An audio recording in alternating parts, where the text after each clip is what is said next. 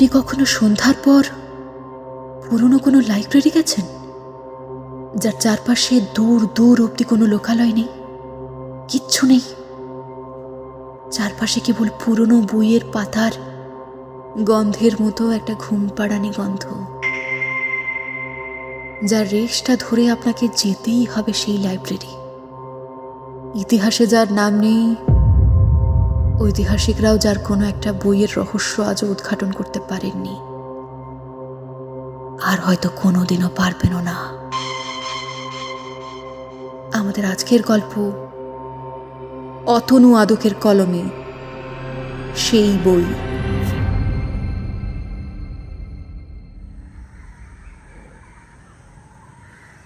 রবীন্দ্র রচনাবলী আছে? দেখলাম আমার সামনে একজন মধ্যবয়স্ক ভদ্রলোক এসে দাঁড়িয়েছেন। পোশাক পরিচ্ছদ আর হাবভাবে এই অঞ্চলের বলে মনে হয় না। চোখটা হঠাৎই লেগে এসেছিল। লোকটার গলায় চমকে উঠলাম। একটু ধাতস্থ হয়ে বললাম, কি নেবেন বললেন? রবীন্দ্র রচনাবলী আছে? হ্যাঁ, নিশ্চয়ই। আপনার কার্ড আছে তো? বাড়ি নিয়ে যাবেন? কার্ড তো করা নেই, তবে এখানে বসে পড়লে কি কোনো সমস্যা আছে? না না, সেটা না। এখানে সবাই বই নিয়েই যায়, বসে কেউ পড়ে না, তাই আর কি। আপনি আপনি ওই ওই জায়গাটা গিয়ে বসুন, আমি বইটা আপনাকে দিয়ে আসছি।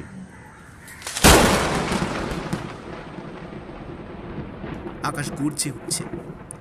শুধু যে শব্দই শুনতে পাচ্ছি তা কিন্তু নয়, তার সাথে বোমা বিস্ফোরণের আগুনের ঝলকও দেখা যাচ্ছে, যা আমাদের চোখে বজ্রপাত হয়ে ধরা দিচ্ছে। আর তার সাথে মুষলধারায় বৃষ্টি। তবে চৈত্রের শেষে এটাও অস্বাভাবিক কিছু ছিল না। জমিদার বাড়ির বৈঠকখানায় আমিতি, জগা, সিধু আর পল্টুয়ের সাথে আছেন অম্বিকাচরণ মুখার্জি। নিতাই এখনো এসে পৌঁছায়নি, হয়তো বৃষ্টির জন্য আটকে পড়েছে। প্রতিদিনের সন্ধ্যায় খুব জরুরি কাজে আটকে না গেলে এই কজন উপস্থিতি থাকে। সবে স্কুল পাশ করে বাবার বিল্ডার্সের ব্যবসায় মনোনিবেশ করেছে। সকাল থেকে বাবার সাথেই থাকে। তবে সন্ধ্যার আড্ডাটা পল্টু ক্যান্থি ডাক্তার, সে আবার সাথে কম্পাউন্ডারের কাজ করে। আর জগা একজন ড্রাইভার। না, নিজের কোনো গাড়ি নেই, তবে যখন কারো প্রাইভেট গাড়ি নিয়ে বেরোনোর ব্যাপার থাকে তখন জগার ডাক পরেই পড়ে। আর অম্বিকাচরণ বাবু, তিনিই আমাদের প্রধান আকর্ষণ। অবসর সময় পেলেই ওনার কাছে দারুণ দারুণ গল্প শোনার টানে আমরা সবাই এসে উপস্থিত হই। তিনিও এভাবেই সবাইকে নিয়ে বেশ আনন্দের সাথেই কাটায় অবসর সময়টা। নিতাই এখনো কিছু করে উঠতে পারেনি। পড়াশোনা শেষ করে কয়েকটা টিউশন করায়, তাদের চাকরির প্রস্তুতিও নিচ্ছে। কিছু লেখালেখিও করে, যা মাসিক পত্রিকাতেও কয়েকটা বেরিয়ে গেল। অম্বিকাচরণ বাবু অনেকের কাছে গপ্প দাদু বলেও পরিচিত। আমরা যেখানে আড্ডা দিই সেটাকে বৈঠকখানা বলাটা ভুল হবে। এখন সেটা এক প্রকার ক্লাবেই পরিণত হয়েছে। গ্রামের উঠতি ছেলেরা এখন আড্ডা দিতে আসে, গল্প গুজব হয়, কখনো কখনো রান্না করে খাওয়া দাওয়াও হয়, যাকে বলে ফিস্টি। প্রকাণ্ড জমিদার বাড়ি, তবে জমিদারির অবশিষ্ট না থাকলেও এই বাড়ি আর তার পরিবেশ অতীতের জাঁকজমক ঐতিহ্যের প্রমাণ হিসেবে দাঁড়িয়ে আছে। বাড়ির বর্তমান সদস্য হলেন 3 জন। অম্বিকাচরণ মুখার্জি, বয়স ওই 80 ছুঁই ছুঁই, তবে দাদু বয়সের তুলনায় এখনো যথেষ্ট শক্তপোক্ত। দাড়ি গোঁফ সাদা হলেও মনটা কিন্তু এখনো রঙিন। আর থাকেন ওনার স্ত্রী নীলা দেবী, বয়স 70 ঊর্ধ্ব। একমাত্র ছেলে ডাক্তার অবনী মুখার্জি, বর্তমানে কলকাতায় থাকেন। আর থাকেন 2 জন ভৃত্য, চাঁপা আর হরি। বৃষ্টিটা বেশ ঠান্ডা করে দিল, কিন্তু পরিবেশটা যা ভাবসা গরম, ওটা থাকাই যাচ্ছিল না। তার বলতে আজকে ঘুমটুকু কিন্তু দারুণ হবে, কি বলো দাদু? এই বৃষ্টিটা সত্যিই খুব প্রয়োজন ছিল। ভালোই হলো, চাষের কাজেও লাগবে। সময় মতো বৃষ্টি না এলে কি কি যে সমস্যা হতে পারে সেই সম্বন্ধে তোমাদের কোনো ধারণাই নেই। তোমরা সেই সব দেখোই নি। এই বৃষ্টির দিনে একটা গল্প হবে না দাদু? এই দিনগুলো তো ভয়ঙ্কর গল্প শোনার জন্য একদম পারফেক্ট। যা বলেছিস মাইরি, ও জমে ক্ষীর। কিন্তু নিতাই বেটা এখনো আসতে পারলো না কেন? দাদু, আমরা তো তোমার গল্পের জন্য হাজির হই, বলো। বেশ লাগে কিন্তু তোমার গল্পগুলো। শোনো, যে গল্পগুলো আমি তোমাদের বলি, তোমরা তো তা কেউ বিশ্বাসই করো না। তবে এই গল্পগুলোই আমার দীর্ঘ জীবনের তীক্ষ্ণ খাঁটি অভিজ্ঞতা। বয়স তো কম হলো না, প্রতিনিয়ত কত বাস্তব ঘটনার সামনে পড়েছি, তা বললে আর কি তোমরা বুঝবে? তোমরা তো খালি নিছক গল্প হিসেবে শুনে বাড়ি চলে যাবে। উফ বাবা, ইস পুরো ভিজে গেছি। রাস্তা তো নয়, বাপরে বাপ, মনে হলো গঙ্গার উপর দিয়ে যেন হেঁটে এলাম। বলতে বলতে নিতাই ঘরে প্রবেশ করলো। ওর পা দুটো কাদায় ভর্তি, সাথে মাথার চুলও কিছুটা কাদা লেগে আছে। সে কি ভয়ানক অবস্থা! রাস্তায় গড়াগড়ি দিতে দিতে এলি নাকি রে, হ্যাঁ? এই হাসিস না, একদম হাসিস না। নিজেরা তো বাড়ি ফিরবি, তখন আমিও দেখবো কেমন করে বাড়ি যাস, দৌড়ে দৌড়ে নাকি গড়িয়ে গড়িয়ে। আহ, কি হচ্ছে সব? তোমরা ওকে আর বিরক্ত করো না। বেচারা এত জল কাদা বৃষ্টি মাথায় করে এসেছে, আর তোমরা ঠাট্টা করছো। যাকে নিতাই, তুমি কল ঘরে যাও, একটু পরিষ্কার হয়ে এসো। আরে যা যা, তাড়াতাড়ি আয়। দাদু কিন্তু গল্প বলা শুরু করে দিয়েছে, দেরি করে এলে কিন্তু মিস করবি। দাদু, তুমি বলো, আমি এক্ষুনি আসছি। দাদু, আমরা সবাই প্রস্তুত, গল্পটা এবার শুরু করো। শোনো তবে। বলে দাদু বৃষ্টির সন্ধ্যায় তার গল্পের আসর নিয়ে বসলেন, আর সাথে আমরা কয়েকজন বাধ্য শ্রোতা। আচ্ছা, তোমরা তো জানোই আমার বাবা শ্যামাপ্রসাদ, তিনি সাহিত্য চর্চা ভীষণ ভালোবাসতেন। বইয়ের উপর তাঁর এক অদ্ভুত টান ছিল। সময় পেলেই লিখতেন, পড়তেন, ভাবতেন। কিন্তু বিশাল জমিদারির দায় দায়িত্ব সামলাতে গিয়ে তাঁর সেই লেখালেখির নেশা ক্রমশ পিছিয়ে পড়েছিল। তবে আমি বরাবরই অবাধ্য ছিলাম। ছোট থেকেই অত্যন্ত ডানপিটে স্বভাবের ছিলাম। জমিদার বাড়ির নিয়ম কানুন যেন আমাকে আরো বেশি উস্কে দিত। আজ এ পাড়া তো কাল ও পাড়া, যেখানেই হইচই দস্যিপনা, সেখানেই আমাকে পাওয়া যেত। বাবা অনেক আশা নিয়ে আমাকে রাজ্যের ভালো স্কুলে ভর্তি করালেন। ভদ্র সমাজে আদব কায়দা শিখতে বললেন, কিন্তু কিন্তু আমার মন টানতো সেই গরিব ছোট লোকদের জীবনের দিকে। কেন জানো? ওদের মধ্যে একটা স্বাধীন চেতা স্বভাব আছে, যা আমার খুব ভালো লাগতো। আমিও তাদের মাঝে গিয়ে যেন একটা অন্য জীবন খুঁজে পেতাম।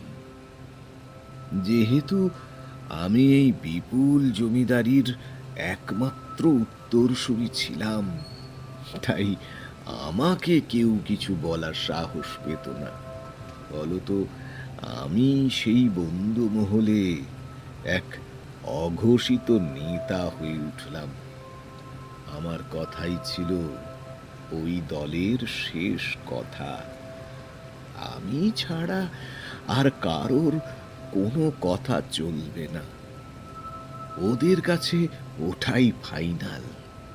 আর যে শুনবে না তাকে আমার বন্ধুরা জোর করে, দরকার হলে মারধর করে হলেও শোনাবে। আমার যা মনে হতো তাই করতাম। কেউ আমার উপরে কিছু বলতে এলেই তার অবস্থা খারাপ করে দিত আমার বন্ধু দল। এই করেই চলতো সারাদিন। দিনের শেষে আমার নালিশগুলো এসে পৌঁছতো বাবার কাছে। আর সূর্যি মামা যাওয়ার সাথে সাথেই বাবার আকাশ সমান রাগ আমার সারা দেহে এসে পড়ত। তারপর এই সাহিত্য জ্ঞানের পর্ব শেষ করে আমায় বিদায় দিত। বড় হওয়ার সাথে সাথে আমি আরোই বেপরোয়া হতে লাগলাম। আরো বেশি করে সব কিছু থেকে দূরে যেতে লাগলাম। বাড়ি, জমিদারি, পরিবার সব কিছু থেকে। বরং গরিব মানুষদের সমস্যাই আমাকে বেশি করে টানতে লাগলো। আমার মনে হতো আমরা না চাইতেই সব পাই, অথচ ওরা দিনের পর দিন শূন্য হাতে বাঁচে কেন? এইসব ভাবনাতেই ওদের সাথেই দিনের পর দিন কাটাতে লাগলাম। তবে বাবার এই বিষয়টা একদম পছন্দ ছিল না, কিন্তু বারণ করলেও আমি শুনতাম না। তাই আর কেউ বলতেও আসতো না। সকাল হলেই বেরিয়ে পড়তাম বন্ধুদের সাথে। কারো বউয়ের অসুখ, কারো মেয়ের বিয়ে আটকে আছে, কোথাও ফসল নষ্ট, সবেতেই আমি আর আমার বন্ধুরা এগিয়ে যেতাম, সাহায্য করতাম। আমার মনে হতো এটাই আমার জীবনের কাজ, এটাই আমার দায়িত্ব। বেশ ছিলাম। নিজের বাড়ির সাথে সম্পর্ক বলতে শুধু খাবার আর শোবার সময়টুকু, তাও সব দিন খেতেও আসতাম না। কারোর না কারোর বাড়ি খাওয়ার ব্যবস্থা ঠিক হয়েই যেত। বাবার সাথেও দূরত্ব ক্রমশ অনেকটাই বেড়ে গেছিল। এখন বুঝতে পারি এই দূরত্ব বাবাকে খুব কষ্ট দিত। তবে সেই সময় আমাকে সেই কষ্টের কথা জানালেও হয়তো আমি বুঝতাম না, তাই হয়তো বলতেনও না। তারপর আমার জীবনে এলো নীলা। নীলা ছিল বাবার এক বন্ধুর মেয়ে, শিক্ষিতা, সুন্দরী, স্মার্ট। ওর বাড়ি ছিল কলকাতায়। ওকে প্রথম দেখেই কেমন একটা মনে জায়গা দিয়ে ফেলেছিলাম। এক বছর আমাদের বাড়ির দুর্গাপুজোতে সপরিবারে এসেছিল। পরিচয়ের পর আমরা মোটামুটি সমবয়সী হওয়ায় ওর যথাযথ আপ্যায়ন ও খেয়াল রাখার দায়িত্ব আমার ওপর এসে পড়ে। নীলা যে কয়েকদিন এখানে ছিল আমাদের সাথেই সমাজ সেবায় যেত। দিনের বেশিরভাগ সময় আমাদের সাথেই থাকতো, ঘুরতো। নীলা এক কথায় ছিল খুব মিষ্টি মেয়ে। তাকে নিয়ে আমাদের গ্রাম দেখানো থেকে শুরু করে পুজোর প্রতিটা জিনিস বুঝিয়ে বলা, এভাবেই সারাদিন একসাথে কাটতো আমাদের। প্রথম থেকেই ওর প্রতি একটা দুর্বলতা অনুভব করতাম। তবে ক্রমেই বুঝতে পারলাম যে ওর সাথে থাকতে থাকতে কখন যেন ওর প্রেমে পড়ে গেছি। তখন আমার আর পাড়া ঘুরতেও ভালো লাগতো না। আসলে তখন কিছুতেই তেমন মন বসতো না। কেমন জানি হয়ে গেলাম আমি। তবে তখন যে আমাকে নিয়ে নীলার কি ধারণা তা কিন্তু জানি না। তবে বোধ করি সেও খানিক দুর্বল হয়ে পড়েছিল আমার প্রতি। দেখতে দেখতেই ষষ্ঠী, সপ্তমী, অষ্টমী কেটে গেল। আমার মন তখন তাকে কিভাবে প্রেম নিবেদন করা যায় সেই চিন্তায় ব্যস্ত। সব সময়ই আমি যা চাইতাম তাই পেয়ে যেতাম, হয়তো ছিনিয়ে নিতাম। তবে এই ব্যাপারে কেমন যেন সব উল্টো হচ্ছিল। মনে খালি ভয় হচ্ছিল প্রত্যাখ্যানের। ওর বাবা কলকাতার বিখ্যাত ব্যারিস্টার দুর্গাদাস বন্দ্যোপাধ্যায়, বেশ রুক্ষ মেজাজের, স্পষ্টবাদী। তার উপর পারিবারিক বন্ধুত্ব তো আছেই। এই নিয়ে যদি কোনো গন্ডগোল বাঁধে সেই ভয়ও ছিল। সে যাই হোক, নবমীর সন্ধ্যায় এই গানের আসর বসেছিল মণ্ডপের সামনে। আমাদের গ্রামের সমস্ত লোক উপস্থিত, সাথে আশেপাশের গ্রাম থেকেও বহু লোকজন জমিদার বাড়ির জলসা দেখতে এসেছিল। সেদিন কলকাতা থেকে গান বাজনার জন্য নাম করা দল আনা হয়েছিল। এতটুকু বলে থামলেন দাদু। দাদুও তাহলে প্রেম করেছে? হ্যাঁ, তুমি শুধু করবে, বাকিরা করলেই দোষ। হ্যাঁ, আহ, তোরা থামবি?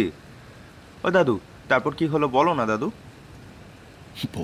বলছি, তবে তার আগে একটু চা আর সাথে একটু মুড়ি দিতে বলি। এই এই হরি, চা আর মুড়ি মেখে দিয়ে যা তো সবার জন্য। আর হ্যাঁ, চাটা আদা দিয়ে করিস। হ্যাঁ, এই কোথায় যেন ছিলাম? নবমীতে গানের জলসায়? সে কি অপরূপ জলসা!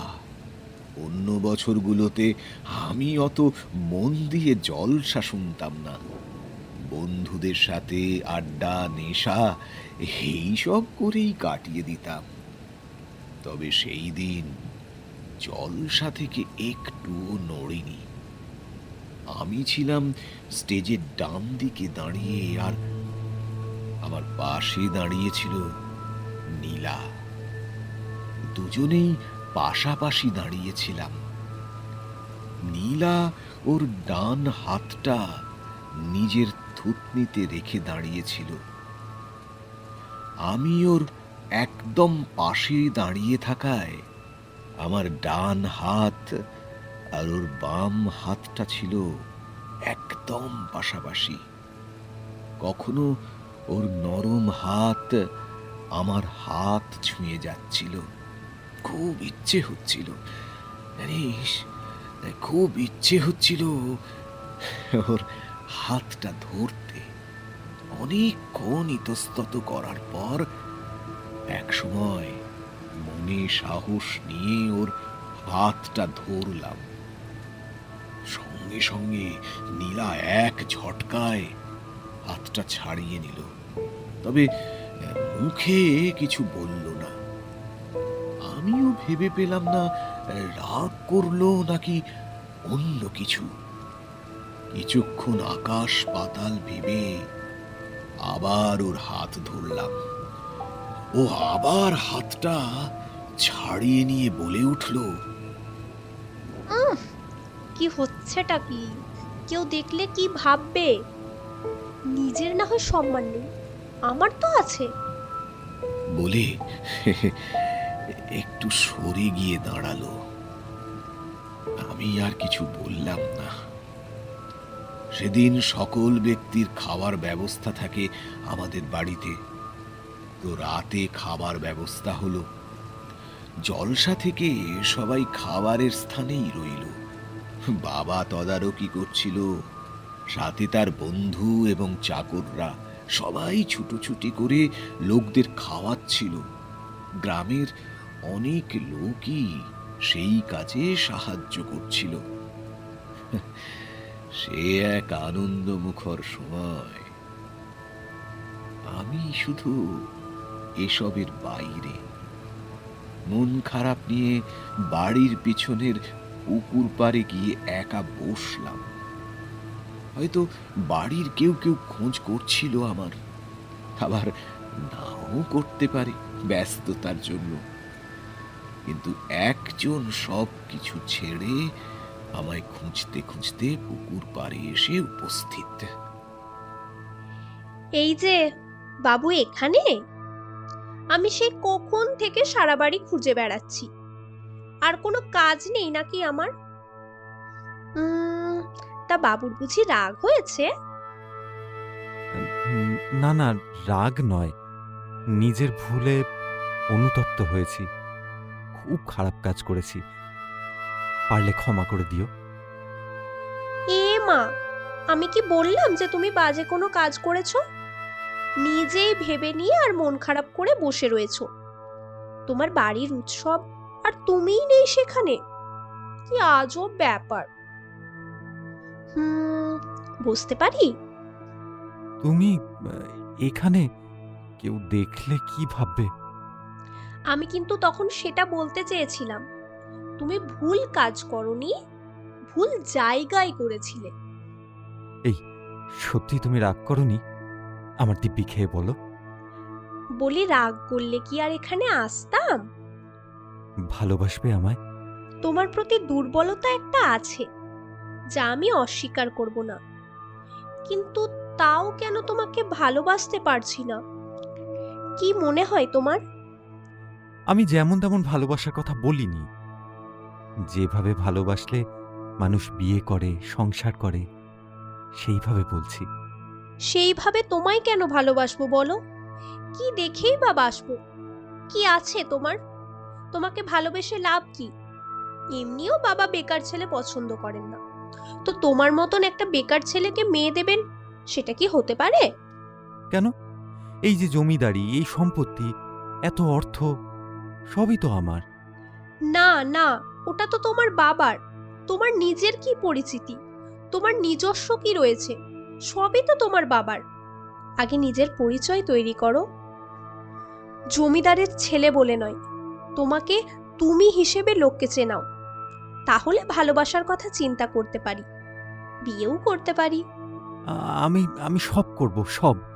তুমি শুধু বলো কিভাবে করতে হবে, কি কি করতে হবে, আমি সব করে নেব। নিজের পায়ে দাঁড়াও, ব্যবসা বা চাকরি করো, সমাজে প্রতিষ্ঠিত হও। ওসব ব্যবসা আমার দ্বারায় হবে না, চাকরি করতে পারি। তুমি দেবে আমায় চাকরি? আমি আমি কিভাবে দেব? কলকাতায় চলো, কিছু জনের সাথে পরিচয় করাতে পারি। আমি নিশ্চিত কিছু একটা হয়ে যাবে। যেতে পারি। আগে কথা দাও, ভালোবাসবে? আগে পাও চাকরি, তারপর বলবো। এখন চলো, সবাই হয়তো খুঁজছে।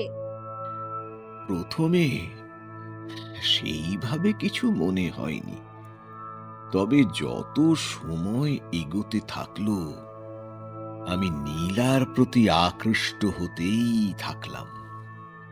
তারপর এক সময় আমি বুঝতে পারলাম আমায় কলকাতায় যেতেই হবে। তবে আর সময় নষ্ট করাটা ঠিক হবে না। চট করে নীলার থেকে নেওয়া ঠিকানাটা বের করলাম। বাবার সাথে দু একবার কলকাতায় গেছি বটে, তবে কলকাতা সম্বন্ধে খুব একটা ধারণা আমার ছিল না। তো যাই হোক, পরের দিন সকালে বাবাকে জানালাম আমি কলকাতা যাব। কেন? কলকাতায় গিয়ে তোমার কি কাজ? বাবা, আমি চাকরি করব, আমি নিজে কিছু করতে চাই। সে নিজে কিছু করতে চাও তো ভালো কথা, এখানে থেকেই কিছু একটা করো। তুমি চলে গেলে এই জমিদারি কে সামলাবে? না বাবা, আমায় তুমি ক্ষমা করো, আমাকে যেতেই হবে। আমিও কিছু পারি সেটা প্রমাণ করেই ফিরব। আমায় আমায় আশীর্বাদ করো। কিন্তু এই গ্রামে জমিদারি এসবের কি হবে? তুমিই তো ভবিষ্যতের জমিদার, তোমার তো একটা দায়িত্ব আছে। আমাকে একটু সময় দাও। তুমি আছো, তুমি দেখাশোনা করো। আমি সময় হলে ঠিকই সব দায়িত্ব নিতে পারবো। আচ্ছা বেশ, তুমি যখন সব ঠিক করেই ফেলেছ, আমি আর বাধা দেব না। শুধু বলবো, আর একবার ভেবে দেখতে পারতে। আমি ঠিক করেছি কালই রওনা দেব। কোথায় যাবে, কি খাবে, কোথায় থাকবে, কিছু ঠিক করেছো? আমাকে নিজের ব্যবস্থা করতে দাও বাবা। আমি নিশ্চয়ই কিছু ব্যবস্থা করে নেব। এতটুকু বলে থামলেন দাদু। এই জগা, একটা সিগারেট দাও দেখি, এই না হলে ঠিক জমছে না। জগা সিগারেটের প্যাকেটটা দাদুর দিকে এগিয়ে দিল। দাদু সেখান থেকে একটা সিগারেট বের করে ধরালেন। তারপর একটা লম্বা টান দিয়ে ধোঁয়া ছেড়ে বললেন,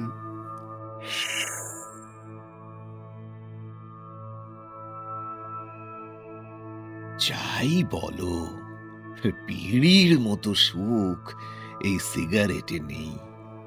শুধু ওই কি যেন বলে আজকাল, স্টেটাস, ওই স্টেটাস দেখানোর জন্যই বিড়ি ধরাতে পারি না।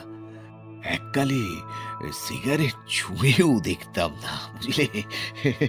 এই বিড়িতে এতটা প্রশান্তি পেতাম।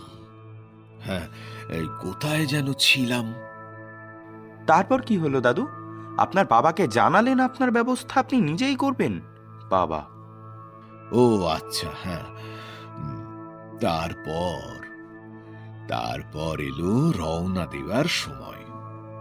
আমার এখনো সম্পূর্ণ মনে আছে, যখন গরুর গাড়িতে উঠতে যাব, তখন গ্রামের লোকজন আমাকে ঘিরে চিৎকার করে কাঁদছিল। তাদের চিন্তা, এই সমাজ ছেড়ে খোকাবাবু কেন চলে যাবে। আবার একজন লোক এও বলছিলেন, খোকা বাবু আমাদের ছেড়ে যাবেননি, খোকা বাবু আমাদের ছেড়ে যাবেননি, তাহলে আমাদের সুখের দিন চলে যাবে গো খোকা বাবু, আমাদের ছেড়ে যাবেননি, আমরা দুটো হাতে পায়ে পড়ি। এই সব শুনে হাসবো না কাঁদবো ঠিক না করতে পেরে বাবাকে টুক করে একটা প্রণাম করে ব্যাগ নিয়ে গরুর গাড়িতে উঠে বসলাম। স্টেশনের দিকে দৌড়তে শুরু করলো গাড়ি। মনে মনে ঠিক করেছিলাম, বাবার কাছে নিজের যোগ্যতা না প্রমাণ করা অবধি এই গ্রামে কখনোই ঢুকবো না। এই হলো আমার জীবনের ছোট্ট কাহিনী। যাই হোক, কলকাতায় এসে নীলার দৌলতে একটা কাজ জোগাড় করেছিলাম। তখন যে কোম্পানিতে কাজ করতাম, সেখানে মাস মাইনে বিশেষ না দিলেও মাস গেলে বাবা বেশ মোটা অঙ্কের টাকা ব্যাংক অ্যাকাউন্টে পাঠিয়ে দিতেন। আমি অবশ্য সেই টাকার কানাকড়িও ছুঁয়ে দেখতাম না। নিজের রোজগারে ভালো মতো না কাটলেও সমস্যা খুব একটা হতো না। তবে ও কোম্পানিতে ওই কটা টাকার জন্যে ভয়ঙ্কর রকমের পরিশ্রম করিয়ে নিত, যার জন্য ইদানিং এই নীলাকে সময় দিতেও পারতাম না। কলকাতায় আসার পর আস্তে আস্তে নিজেই যেন বদলে যেতে লাগলাম। তারপর থেকে প্রেমের জোয়ারের জল যেন আরো ফুলে ফেঁপে উঠতে লাগলো।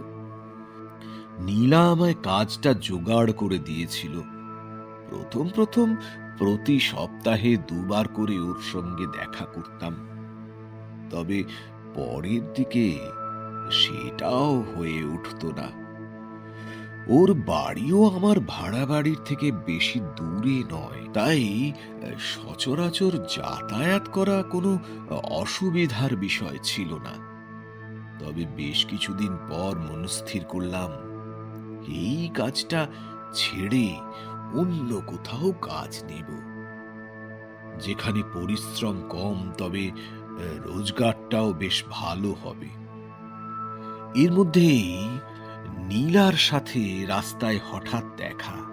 নীলা বলল, কাল ছুটি নিয়ে একবার বাড়িতে এসো, জরুরি কথা আছে। আমার এক বন্ধুর কাছে ভালো একটা কাজের সন্ধান আছে।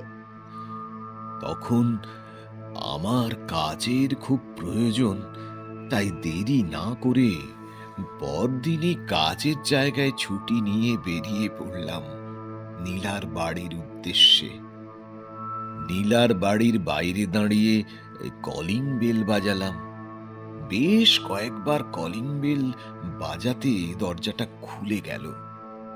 দরজার অপর প্রান্তের নারী মুখ আমার ভীষণ চেনা, ভীষণ সুন্দর, যেন এক অপরূপা মায়াবিনী যে ক্রমশ তার অদৃশ্য মায়ার জালে আমাকে জড়িয়ে নিতে চাইছে।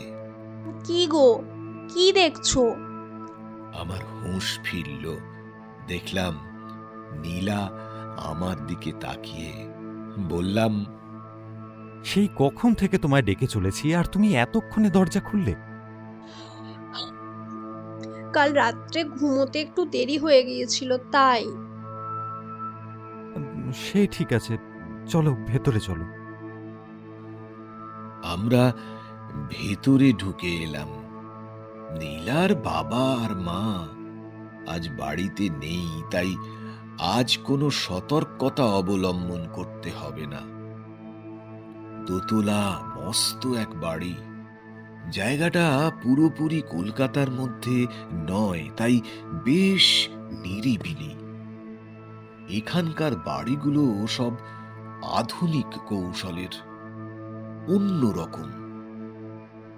নিজের বাড়ির কথা মনে পড়ে গেল। সেই বিশাল বারান্দা, সেই মস্ত ঘর, বাবার লাইব্রেরি।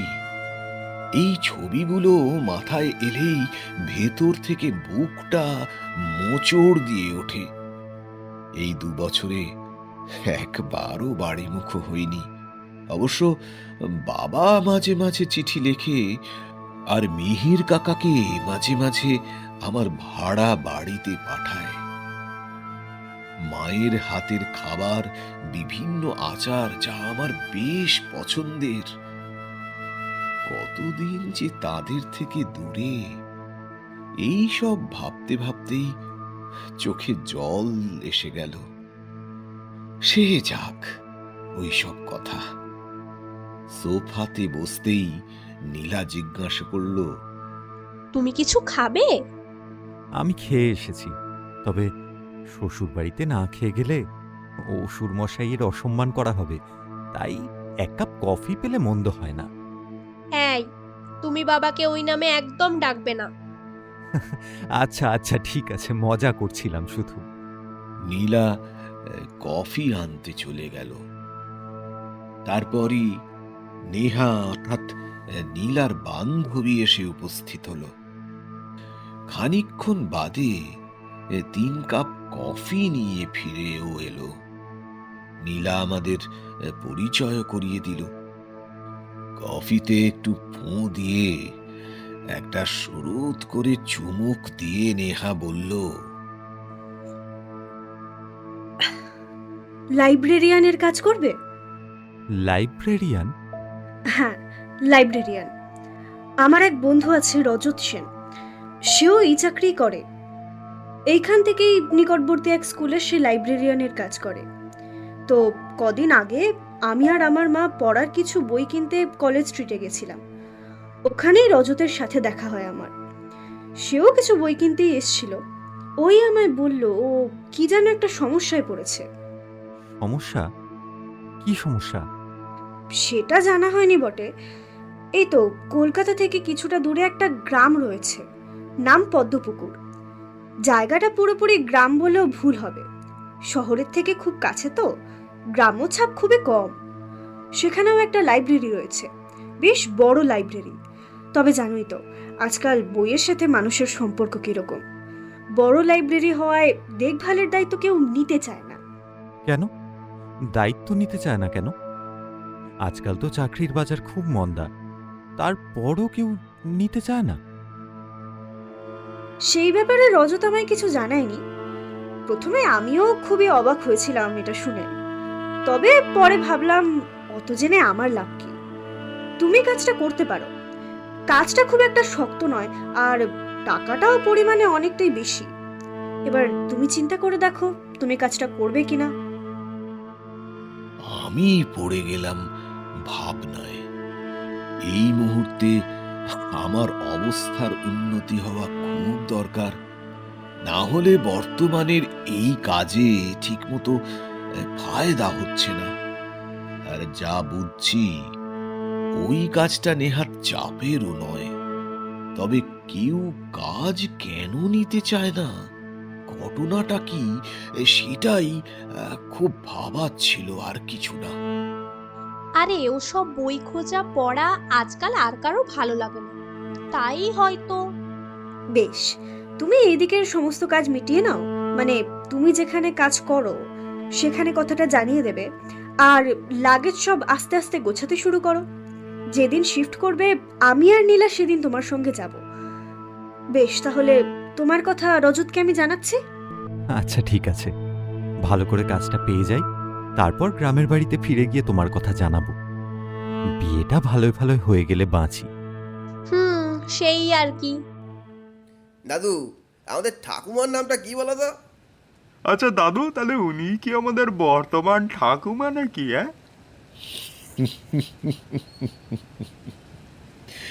তোমাদের আজকালকার মতো ঠিক এই ব্রেকআপ ব্যাপারটা আমাদের সময় খুব একটা ছিল না। হয় পরিবার মেনে বিয়ে দেবে, না হয় পরিবারের কথা ভেবে সরে আসতে হবে। পছন্দ নয়, ভালো লাগছে না, এই বিষয়গুলো তখন সেরকম ছিল না। আচ্ছা, তাহলে কি উনি আমাদের ঠাকুমা?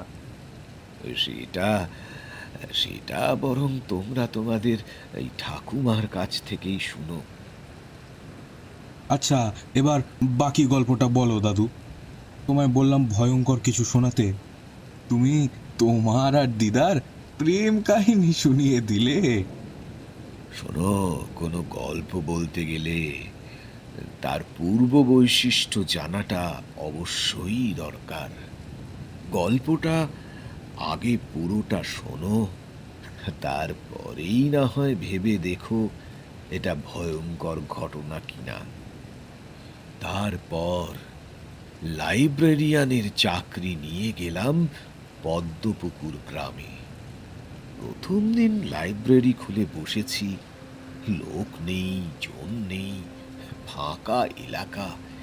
কেউ লাইব্রেরিতে আসবে বলেও মনে হলো না। বইগুলোর দিকে চেয়ে চেয়ে দিন কাটাতে হবে, এই সবই ভাবছিলাম। কিছুক্ষণ পর, দাদা, রবীন্দ্র রচনাবলী পাওয়া যাবে? দেখলাম আমার সামনে একজন মধ্যবয়স্ক ভদ্রলোক এসে দাঁড়িয়েছেন। পোশাক পরিচ্ছদ আর হাবভাবে এই অঞ্চলের বলে ঠিক মনে হয় না। চোখটা হঠাৎই লেগে এসেছিল। লোকটার গলায় চমকে উঠলাম, ধাতস্থ হয়ে বললাম, কি নেবেন বললেন? রবীন্দ্র রচনাবলী। হ্যাঁ আছে। আপনার কার্ড আছে তো? নিয়ে যাবেন না এখানে পড়বেন? দাদা, আমি এখানে নতুন, ওই দিন কয়েকের জন্যে ঘুরতে এসেছিলাম। কার্ড তো করা নেই, তবে এখানে বসে পড়লে কি কোনো সমস্যা আছে? আপনি ওই ওই জায়গাটায় গিয়ে বসুন, আমি বইটা আপনাকে দিয়ে যাচ্ছি। সামনের তাকেই বইটা ছিল, সেটাকে নিয়ে ভদ্রলোককে দিয়ে দিলাম। তারপর বাইরে বেরিয়ে একটা সিগারেট শেষ করে আবার আগের জায়গায় গিয়ে বসে পড়লাম। দুদিন হলো এখানে এসেছি, ভগবানের আশীর্বাদে সব ভালোই ভালোই হয়ে গেছে। নীলা, নেহা আর ওর বন্ধু রজত এসেছিল, আমায় সব কিছু বুঝিয়ে দিয়ে গেছে। একতলা একটা বিরাট ঘর, তাক ভর্তি শুধু বই আর বই। লাইব্রেরিতে ঢোকার মুখে পাশ দিয়ে আর একটা একতলা ইমারত, সেখানেই আমার থাকার বন্দোবস্ত হয়েছিল। একটা ছোট্ট ঘর, একটা অ্যাটাচ বাথরুম আর রান্নার জন্য অল্প একটু জায়গা, সব মিলিয়ে ভালোই ব্যবস্থা। রজতের সাথে এই আমার প্রথম পরিচয়। আসার সময় বেশ ভালোভাবে কথা বলছিলেন, তবে এখানে পৌঁছনোর পর কেমন জানি একটা হয়ে গেলেন। আমার দিকে সব সময় সতর্ক দৃষ্টিতে তাকিয়েছিলেন, কিছু যেন একটা বলার চেষ্টা করছিলেন। তারপর আমায় সব কিছু বুঝিয়ে দিয়ে যাওয়ার সময় উনি কোনো একটা বিষয়ে যেন সমাধান করতে চাইছিলেন। তার চেহারায় একটা বারণ, একটা নিষেধাজ্ঞা ফুটে উঠছিল, তবে কিসের তা বুঝে উঠতে পারলাম না। তবে হ্যাঁ, উনি একটা কথা বলে গিয়েছিলেন। বলছি, একটা কথা বলে যাই আপনাকে, ঠিক আছে? বই সম্বন্ধে আপনার জ্ঞানটা বোধহয় খুবই সীমিত, তাই বলছি সব বইয়ে হাত দেবেন না। ফাইল থেকে দেখে নেবেন কোন বই কোন তাকে রয়েছে, সেই অনুযায়ী হাত দেবেন। তবে সাবধান, ফাইলে যে বইয়ের নামের উল্লেখ নেই তা কাউকে পড়তে দেবেন না, কাউকে না, আর হ্যাঁ, নিজেও না। আশা করি আপনার মনে থাকবে বিষয়টা, তাই তো? তারপর হাসতে হাসতে বললেন, আরে আসলে পুরনো লাইব্রেরি তো, আর আপনিই বলেছিলেন বই আপনার ভালো লাগে না, তাই আপনাকে একটু বলা আর কি। এবার তোমরাই বলো, এই কথাটা শুনে কার মনে না সন্দেহ জাগবে? দাদু, গল্পটা ভূতের তো? আমার এবার যেন ভুতুড়ে ব্যাপার আছে বলেই মনে হচ্ছে। এই জগা, তুই থাম তো। তোর কি মনে হচ্ছে সেটা পরে শুনবো। তখন থেকে শুধু ভূত আর ভূত, ভূত ছাড়া কি আর অন্য কোনো কিছুর ভয়ঙ্কর গল্প হয় না? দাদু, তুমি ওর কথায় কান দিও না তো, তুমি গল্পটা বলো। ভালো করে দেখো, বৃষ্টির বেগ তো বেড়েই চলেছে। আজ আর থামবে বলে মনে হয় না। হরিকে বলি একটু খিচুড়ির ব্যবস্থা করতে, বেশ জমবে। হ্যাঁ, কি বলো তোমরা? আমরা সকলেই প্রায় একসাথে হই হই করে উঠলাম। বৃষ্টির সাথে গল্প, উপরি পাওনা আবার খিচুড়ি। নিতাই বাদে সবাই একটা করে সিগারেট ধরালো। পুরো আড্ডায় সিগারেটের সাপ্লাইটা জগা দারুণভাবে দেয়, যেন এটা ওরই একটা দায়িত্ব। দাদু লম্বা টান দিয়ে ধোঁয়া ছাড়তে ছাড়তে বলল,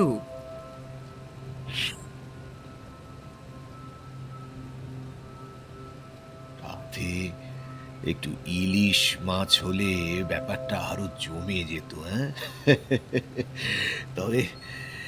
তবে এই অসময়ে আর পাবো কোথায়? ও, আর কি চাই? তবে ইলিশ না হলেও একটু বেগুন পটল ভাজা হলেও হবে কিন্তু। আর সঙ্গে আর একটু ডিম ভাজা লাগবে। বাকি আর থাকলো কি, সবই তো হয়ে গেল।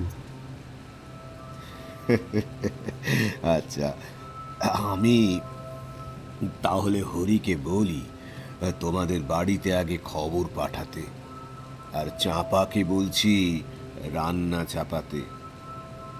হরি, এই হরি, আরে হতচ্ছাড়া, কোথায় মরে গেলি?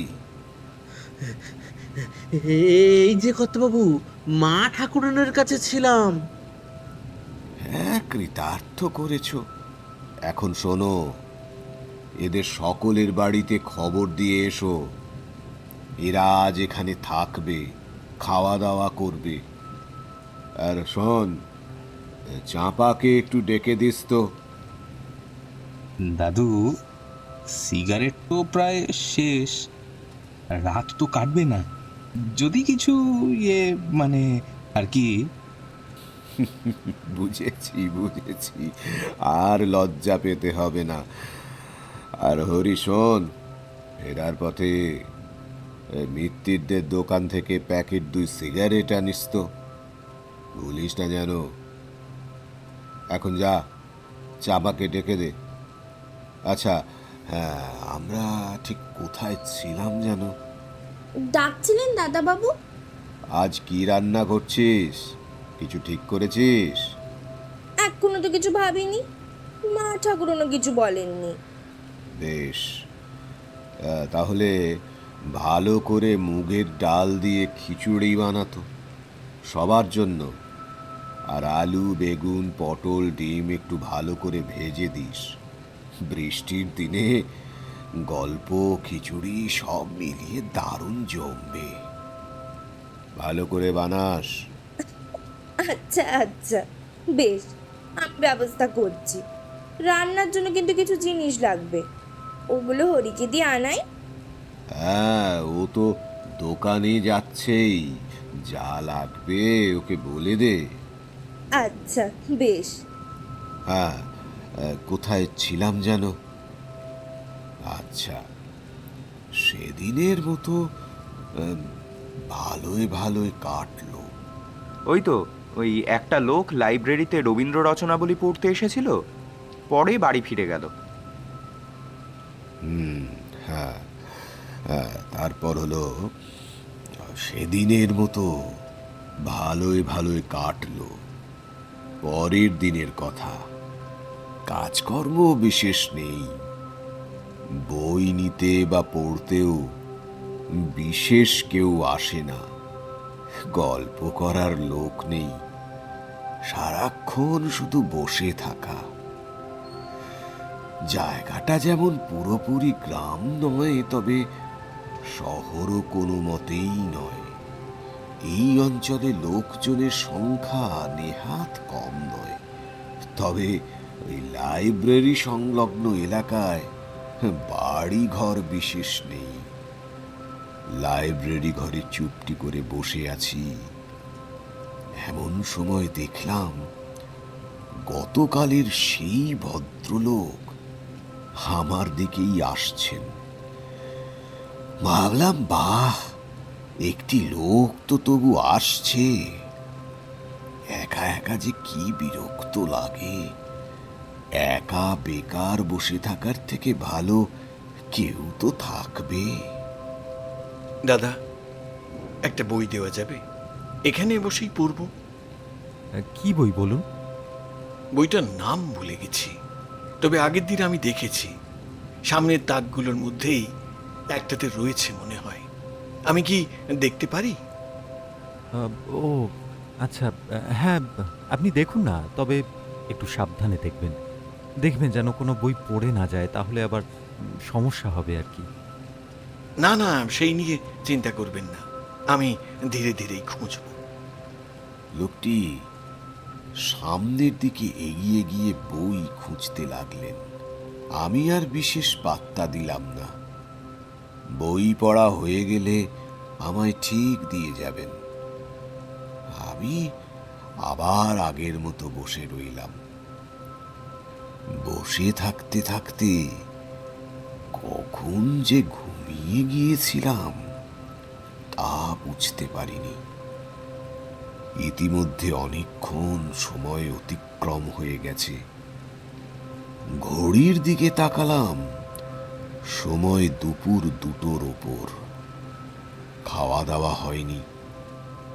মনে পড়ল লোকটার কথা। সামনের ডেস্কের দিকে তাকালাম। উনি কি চলে গেছেন? সামনের ডেস্কেও তো কোনো বই রাখা নেই।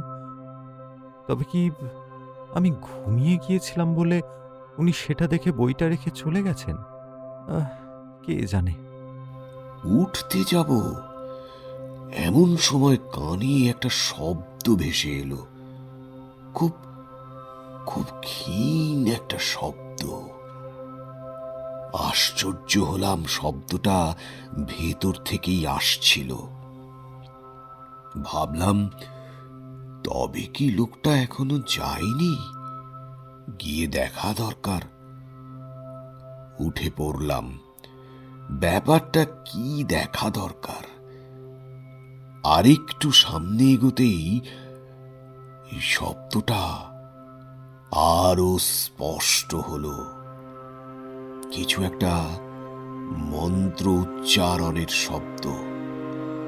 দুর্বোধ্য ভাষার সেই মন্ত্র শুনলে কিছুই বোঝা যায় না, তবে গলার স্বর থেকে এটা স্পষ্ট হলাম যে সেই লোকটা ফিরে যায়নি। এই গলার স্বর তারই। সামনে এগিয়ে যেতেই একটা ভয়ঙ্কর দৃশ্য চোখে পড়ল। সেই লোকটি মেঝেতে হাঁটু গেড়ে বসে রয়েছেন, চোখ দুটো বন্ধ, আর সামনে একটা বই খোলা, আর উনি একটা দুর্বোধ্য ভাষায় কি সব মন্ত্র উচ্চারণ করে যাচ্ছেন। ওনার সামনের সেই বইটার নাম পড়ার চেষ্টা করলাম, কিন্তু দূর থেকে ভালো করে নামটা বুঝতে পারলাম না। তবে এটা স্পষ্ট যে লোকটি মারাত্মক রকমের কিছু একটা করার চেষ্টা করছেন। বই থেকে কালো কালো ধোঁয়ার কুণ্ডলি পাকিয়ে চারদিকে ছড়িয়ে পড়ছিল, আর সাথে জানলাগুলো বন্ধ থাকায় এক অসহনীয় বিচ্ছিরি দুর্গন্ধ। লক্ষ্য করলাম ঘরের আলোটা ক্রমশ দপদপ করে যাচ্ছে, প্রায় নিভে যাওয়ার উপক্রম। তাও মনে সাহস সঞ্চার করে আমি লোকটির দিকে এগিয়ে গেলাম। এই যে শুনছেন, আপনি কি করছেন? এই যে আপনার কি শরীর খারাপ লাগছে নাকি? কোনো উত্তর পেলাম না। লোকটি ঠিক আগের মতো চোখ বন্ধ করে দুলে দুলে মন্ত্র উচ্চারণ চালিয়ে যেতে লাগলো। এবার আমার কেমন যেন ভয় লাগতে শুরু করলো। সামনে এগিয়ে গিয়ে লোকটার কাঁধে হাত রাখতেই আলোটা দপ করে নিভে গেল, আর চারদিক অন্ধকারের আদরে আবৃত হয়ে গেল। এই যে মশাই, শুনছেন? আপনি ঠিক আছেন? কোনো উত্তর পেলাম না, কিন্তু বুঝতে পারলাম আমার গলাটা শুকিয়ে আসছে। কপাল থেকে বিন্দু বিন্দু ঘাম গাল বেয়ে নেমে আসছে। এখন ঠিক কি করা উচিত কিছুই বুঝে উঠতে না পেরে ডেস্কের দিকে এগিয়ে গেলাম। এমন সময় একটা হিমশীতল হাতের স্পর্শ আমার কাঁধ ছুঁয়ে গেল। মুহূর্তের মধ্যে আমার চেতনা বোধহয় লোপ পেতে শুরু করলো। কি ঠান্ডা সেই হাত! মনে মনে ভাবলাম, এমন ঠান্ডা হাত কারো হতে পারে? সভয়ে পিছনে ঘুরলাম, আর যা দেখলাম, সেই সময় আমার যে জ্ঞান ছিল কি ছিল না সেটাই বুঝতে পারলাম না। সেই লোকটা এখনো আগের অবস্থায় সেই জায়গাতেই বসে রয়েছে, আর একটা কালো মাথা ধোঁয়ার রূপে কুণ্ডলি পাকিয়ে শূন্যে ভেসে রয়েছে ঠিক তার মুখের সামনে। বুকের মধ্যে দিয়ে একটা ভয়ের স্রোত বয়ে গেল। হাত পা কাঁপতে শুরু করলো। মনে হলো, না, আমি আর দাঁড়িয়ে থাকতে পারছি না। এরপর হুঁশ ফিরল একজনের ডাকে। এই যে শুনছেন? কি হলো, শুনছেন? দেখলাম সেই ভদ্রলোক আমার সামনে আমায় ডেকে চলেছে। আমি চমকে উঠলাম। উনি আবার বললেন, যাক বাবা, আপনি মনে হয় ঘুমের ঘোরে ভুল বকছিলেন। আমার বই পড়া হয়ে গেছে, এসে এইখানে রাখলাম। আর আপনি নতুন এসেছেন তো, নতুন নতুন পরিবেশ, নতুন জায়গা, পারলে একটু বিশ্রাম নিন। এই বলে লোকটি আমার ডেস্কের সামনে বইটা রেখে চলে গেলেন। আমি নিজের চোখকে বিশ্বাস করতে পারছিলাম না। ভাবতে লাগলাম যে এতক্ষণ যাহা সব হচ্ছিল তা কি সব স্বপ্ন? ঘড়ির দিকে তাকালাম, বেলা 12টা। নিজের অজান্তেই হেসে উঠলাম। ভাবলাম নিজেই ঘুমের মধ্যে আজে বাজে স্বপ্ন দেখে ভয় পেয়েছি। সেদিন সারা দিন আর কিছুই অস্বাভাবিক হয়নি। সন্ধ্যা বাড়তেই নিজের মতন লাইব্রেরি ঘরে তালা মেরে নিজের ঘরে ফিরে এলাম। বাইরে দারুণ বৃষ্টি নামলো, তাই রাতে চালে ডালে খিচুড়ি বসিয়ে খেয়ে দিয়ে সময়ের আগেই ঘুমোতে গেলাম। বিছানায় শুয়ে বোধহয় কিছুক্ষণ মাত্র ঘুমিয়েছি, হঠাৎ একটা অদ্ভুত শব্দ আমার কানে এলো। মুহূর্তে ঘুমটা ভেঙে গেল, কিন্তু অত গুরুত্ব দিলাম না। কিছুক্ষণ পরে আবার সেই একই শব্দে ঘুমটা ভাঙল। এবার ভালো করে শব্দটা শোনার চেষ্টা করলাম। কিছুক্ষণ পর বুঝতে পারলাম ওই লাইব্রেরির দিক থেকে শব্দটা আসছে। ঘড়ির দিকে তাকিয়ে দেখলাম রাত 1:30। আশ্চর্য, এত রাতে কিসের শব্দ? কোনো বিড়াল টিড়াল নাকি? থাকিয়ে কাল সকালে উঠে বের করে দেবো। এই ভেবে আবার পাশ ফিরে শুয়ে পড়লাম। আবার একই শব্দ। বাইরে বিশাল বৃষ্টি পড়ছে। জানলাটা বন্ধ করতে ভুলে যাইনি তো। একবার গিয়ে দেখা দরকার, না হলে সমস্ত বই ভিজে নষ্ট হয়ে যেতে পারে। লাইব্রেরির চাবি নিয়ে ঘরের বাইরে এলাম। টর্চের আলোয় তালা খুলতে সমস্যা হলো না। ভিতরে ঢুকতেই একটা তীব্র মাংস পচা গন্ধ নাকে এসে লাগলো। সুইচ টিপে আলো জ্বালতেই টের পেলাম কারেন্ট নেই, লোডশেডিং।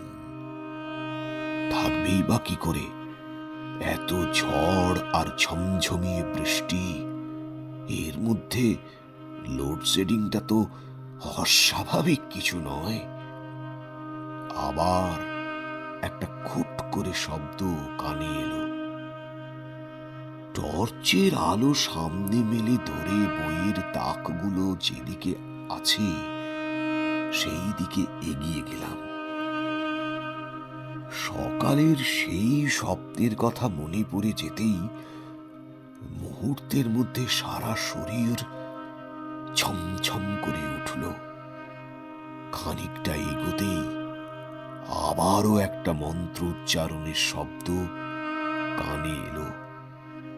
কেউ খুব ধীরে ধীরে মন্ত্র পড়ছে। টর্চের আলো মেলে ধরতেই দেখলাম সকালের সেই লোকটি মেঝেতে হাঁটু মুড়ে বসে রয়েছেন, চোখ বন্ধ, তবে ঠোঁট দুটো অনবরত নড়ে যাচ্ছে। বিরক্ত হলাম। আশ্চর্য, লাইব্রেরি বন্ধ করার সময় তো কেউ ছিল না। আমার বেশ মনে পড়ছে আমি সমস্তটা দেখেই তালা দিয়েছি। তবে লোকটি এলো কি করে?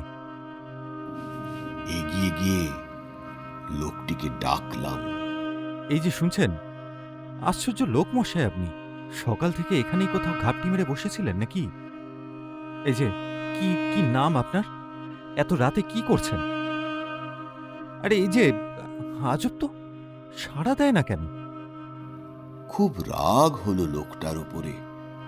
রাত বিরেতে এই কি ধরনের ফাজলামি! কি করলে সব বন্ধ হবে বুঝতে না পেরে ভাবলাম বইটা কেড়ে নেই, তবেই এনার হুঁশ ফিরবে। এমন সময় হঠাৎ একটা দমকা হাওয়ায় সমস্ত জানলা কপাট খুলে গেল। বিদ্যুতের আলোয় লক্ষ্য করলাম লোকটার সামনের খোলা বই থেকে একটা নিকষ কালো ধোঁয়া বেরিয়ে আসছে। সেই ধোঁয়ায় ধীরে ধীরে একটি মূর্তির আকার নিচ্ছে। আমি কি করব, কি বলবো কিছুই ভেবে পেলাম না। শুধু দাঁড়িয়ে দেখছি হতবম্বের মতো। এতটাই অবাক হয়ে পড়েছিলাম, কিছুক্ষণের জন্য আমি বেঁচে আছি না মরে গেছি সেটাই বোধ করতে পারলাম না। দেখলাম ধোঁয়ার কুণ্ডলি থেকে যে মূর্তি তৈরি করছে সেটা যে কিসের বুঝতে পারলাম না ঠিক। না কোনো মানুষের, না কোনো দেবদেবীর, না কোনো জন্তুর। কি কি এটা তাহলে? সকালে যেটা দেখলাম সেটা কি তাহলে স্বপ্ন ছিল না? ওই লোকটা ভূত, তাই তো দাদু? তুই থাম তো জগা, শুধু ভূত আর ভূত। সেই থেকে ভূত নিয়ে পড়ে আছে ছেলেটা।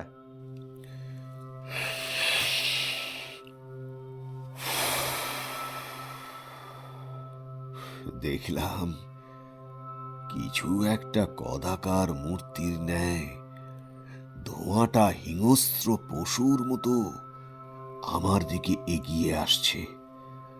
তার চোখ যেন এক প্রতিশোধের আগুনে দাউ দাউ করে জ্বলছে, লাল আগুনের মতো।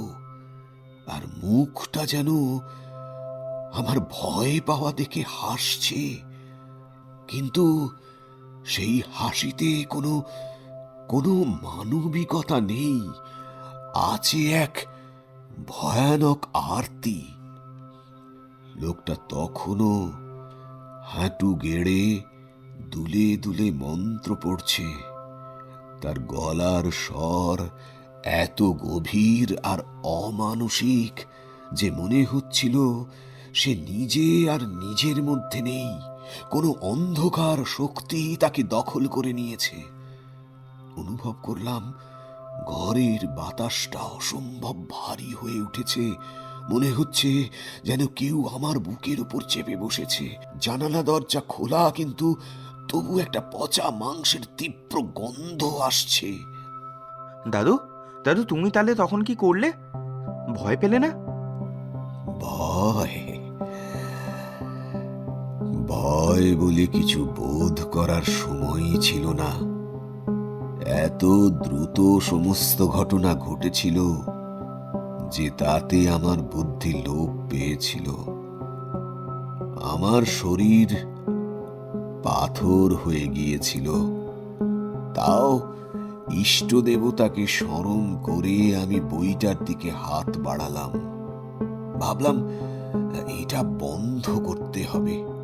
এটা বন্ধ করতে পারলেই হয়তো এই দুঃস্বপ্ন থেমে যাবে। কিন্তু যেই হাতটা বইয়ের দিকে বাড়িয়েছি, একটা হিমশীতল ঝটকা আমার শরীরে লাগলো। আর তখনই সেই ধোঁয়ার মূর্তি থেকে একটা কণ্ঠস্বর ভেসে এলো। তুই এটা থামাতে পারবি না। এই বইয়ের শক্তি তোর ধারণার বাইরে। তারপর কি হলো দাদু? তুমি বইটা ধরলে? ধরার চেষ্টা করেছিলাম, কিন্তু ঠিক তখনই ঘরের মধ্যে একটা ঝড়ের মতো হাওয়া বইতে শুরু করলো। বইয়ের পাতাগুলো পাগলের মতো উড়তে লাগলো, আর সেই ধোঁয়ার মূর্তি আরো স্পষ্ট হয়ে উঠল। লোকটা একটা অমানসিক হাসি হেসে তার হাতটা আমার দিকে বাড়িয়ে দিল। বিস্ময়ের সাথে দেখলাম তার হাত প্রায় 2 গজ মতো লম্বা হতে হতে আমার দিকে এগিয়ে আসছে, আর সেই কালো ধোঁয়ার মূর্তিটা সানন্দে নেচে নেচে আমার চারপাশে গোল গোল হয়ে ঘুরতে শুরু করেছে। আমি পিছিয়ে যাওয়ার চেষ্টা করলাম, কিন্তু মনে হলো আমার পা দুটো যেন মাটিতে কেউ আটকে রেখেছে।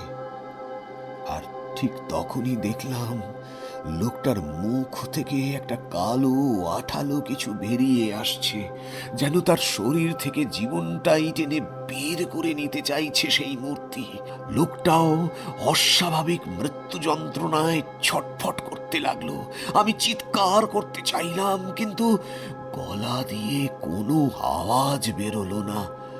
আমি নড়াচড়ার শক্তি ও বাক শক্তি হারিয়ে তখন একটা জীবন্ত লাশের মতো দাঁড়িয়ে রইলাম। বলে থামলো দাদু। ঘর পুরো নিস্তব্ধ। আমি আমি নিজেও জানি না কিভাবে সবের মধ্যে দিয়ে বেঁচে ফিরলাম। তবে পরে শুনেছিলাম ভোরবেলা গ্রামের রামু কাকা লাইব্রেরির সামনে দিয়ে যাচ্ছিল। বৃষ্টি তখনও হচ্ছিল, কিন্তু ঝড়টা থেমে গিয়েছিল। সে দেখল লাইব্রেরির সানশেডে আমি কোনো রকমে ঝুলছি। অজ্ঞান নাকি মারা গেছি সেটা তখনও বোঝা যায়নি। রামু কাকা ভয় পেয়ে লোকজন ডেকে আমাকে নামিয়েছিল। আমাকে নামানোর পর আমার মুখটা নাকি সাদা হয়ে গিয়েছিল, যেন কেউ আমার শরীর থেকে সমস্ত রক্ত শুষে নিয়েছে। তারপর সেই গ্রামের কয়েকজন আমাকে তুলে কাছের ডাক্তারের কাছে নিয়ে যায়। সেখানে তৎক্ষণাৎ আমায় রক্ত দেবার প্রয়োজন পড়ল। ওরকম পরিবেশে রক্ত দেওয়ার কোনো বন্দোবস্ত ছিল না, তবে কপাল জোরে বা ভগবানের কৃপায় কোনোভাবে রক্ত জোগাড় করেছিল গ্রামের একজন। আর লোকটা, সেই লোকটা কোথায় গেল? কেউ জানে না।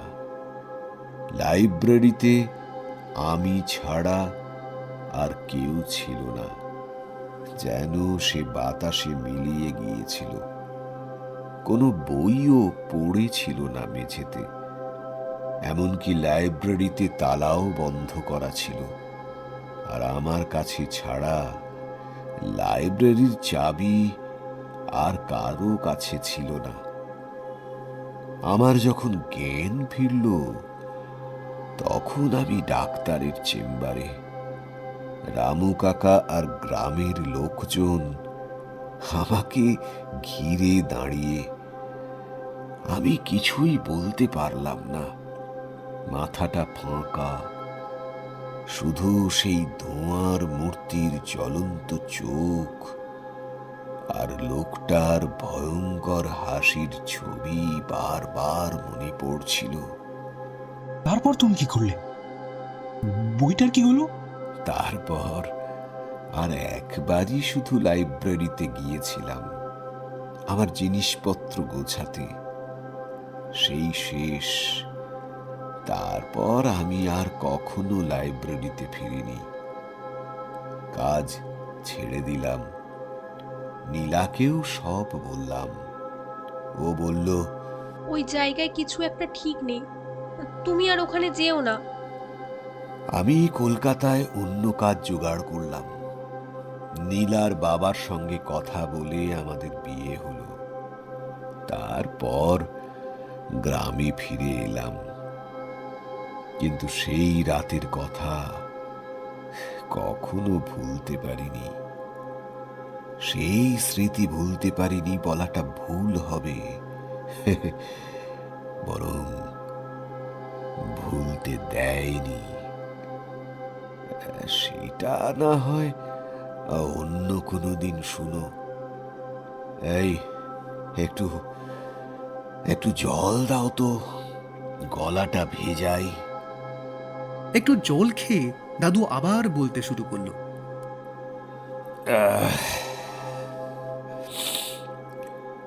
এই বাড়িতে ফিরে আসার কয়েক বছর পর আমি পুরনো জিনিসপত্র ঘাঁটছিলাম। তখন একটা কাঠের বাক্সে সেই বইটা পেলাম। মলাটে কোনো নাম নেই, শুধু সেই অদ্ভুত চিহ্ন। আমি ভয়ে সেটা খুলিনি, ফেলে দিতেও পারিনি। কিন্তু কি জানো, কিন্তু কি যেন একটা অজানা শক্তি বইটা খোলার জন্য বারবার টেনে নিয়ে যায়। তাই পুরনো জিনিসের মধ্যে এখনো এই ঘরের কোথাও হয়তো এই বাক্সের মধ্যেই বইটা রাখা আছে। ওই বইয়ের সঙ্গে কোনো খেলা নয়, এটা কোনো সাধারণ বই নয়। এর পেছনে এমন এক শক্তি আছে যা আমাদের ধ্বংস করে দিতে পারে। যদি কখনো এই বাড়িতে ওই বইটা পাও, ছুঁয়ো না, দূরে থাকো। হঠাৎ ঘরের কোণে সেই পুরনো কাঠের বাক্সটা থেকে একটা খুটখাট শব্দ ভেসে এলো। বাইরে বৃষ্টির শব্দ তখনও থামেনি, আর একটা বজ্রপাতের শব্দে ঘর কেঁপে উঠল। মনে হলো শব্দটা যেন বাক্সের ভেতর থেকে আসছে, কিন্তু এবার আরো স্পষ্ট, যেন কিছু একটা নড়াচড়া করছে। দাদু, ওটা ওটা কিসের শব্দ? জানি না, আর জানতে চাইও না। ওসব বাদ দাও, চলো চলো খিচুড়ি খেতে যাই। এই বৃষ্টির রাতে গল্প বেশি হয়ে গেলেও সমস্যা। খেয়ে নাও, খেয়ে নাও, তারপর আবার কথা হবে, আড্ডা হবে। এখনো তো সারা রাত পড়ে আছে। হ্যাঁ, ওই বই যে কি বই সেটা না হয় অন্য কোনো দিন শোনো।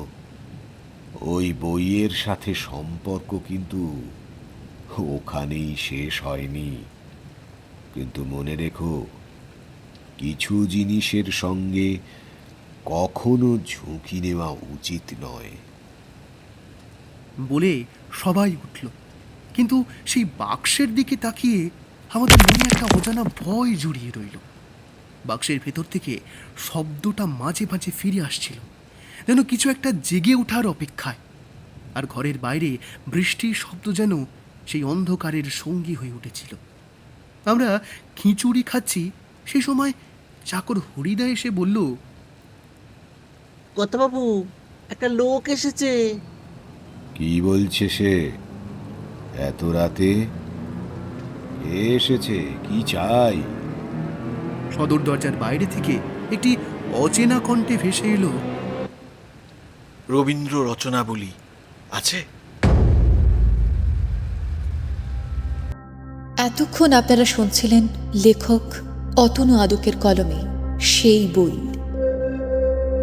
এতক্ষণ যাদেরকে আপনারা শুনছিলেন, দাদুর বয়স্ক চরিত্রে মৃন্ময়, দাদুর যুবক চরিত্রে অভিজিৎ, নীলা চরিত্রে পম্পা, দীপ ও পল্টু চরিত্রে অচ্যুত, শুধু নিতাই এবং অদ্ভুত কণ্ঠস্বরে ছিলেন অরিত্র, জগা ঐশিক, হরি দীপঙ্কর, চাপা চরিত্রে মৈত্রী, রজত গ্রামের লোক চরিত্রে অ্যারি, নীলা চরিত্রে স্নেহা এবং বাবার চরিত্রে অজয়, এবং গল্পের সূত্রধারে আমি কাব্যশ্রী। বেতার নাট্যরূপ অঙ্কিতা, মূল আবহ Ari, direction Aritra, production team Orij tales. শুনতে থাকুন অরিজ টেলস।